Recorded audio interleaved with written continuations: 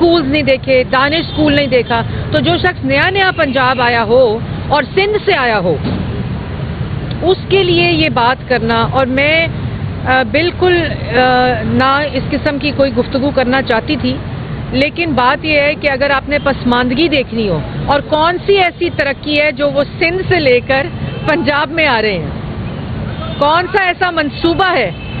एक मंसूबा जो वो सिंध में लगाकर पंजाब में ला रहे हो, कोई दानिश स्कूल जो उन्होंने सिंध में लगाया हो जो वो पंजाब में ऐसा स्कूल ला रहे हो, कोई हस्पताल हो, कोई बर्न सेंटर हो, कोई यूनिवर्सिटी हो रहे हो,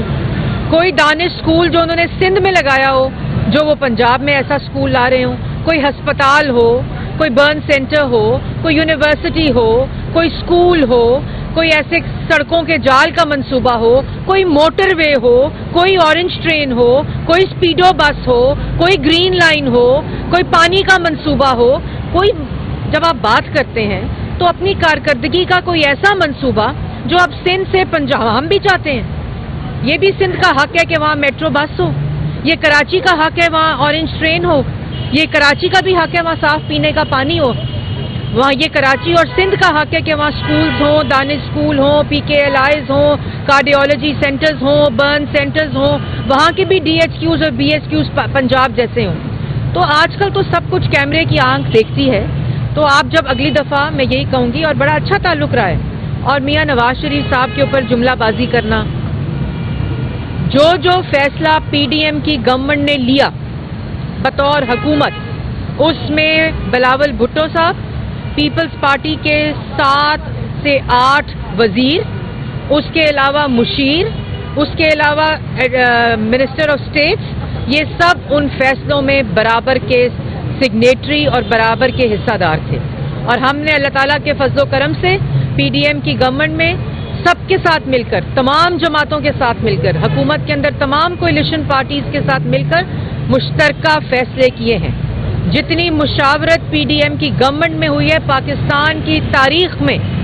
कभी इतनी मुशावरत नहीं, और इस पर मैं शहबाज शरीफ साहब जो उस वक्त वजीर आजम थे उनको खराज तहसीन पेश करना चाहती हूँ, और बिलावल भुट्टो साहब को ये कहना चाहती हूँ कि हर बात अगर तहजीब में रहेगी तो सियासत का वो कल्चर जिसको मियाँ नवाज शरीफ साहब दोबारा से परवान चढ़ाने की कोशिश कर रहे हैं वो बरकरार रहेगा। बोलना सबको आता है, ये सियासत मैदान ही ऐसा है कि जुमले कसने सबको आते हैं, लेकिन अब पाकिस्तान की तरक्की के लिए कोई ये आपकी ज़ातियात की सियासत को नहीं सुनना चाहता। आज अवाम अपनी सस्ती रोटी, सस्ती बिजली, सस्ती गैस, अपनी अवाम अपने बच्चों के लिए रोजगार, मुफ्त इलाज, मुफ्त दवाई, और उनके मसाइल का क्या हल है, महंगाई किस तरह ख़त्म होगी, आज अवाम जो है वो अपने मसाइल की बात सुनना चाहती है, जिसका हल वो समझते हैं सिर्फ और सिर्फ पाकिस्तान मुस्लिम लीग नून के पास है। और अभी आपने देखा होगा कि कल ब्लूमबर्ग की, पाकिस्तान की अवाम तो ये जानती है कि जब जब मियाँ नवाज शरीफ साहब इक़्तिदार में आए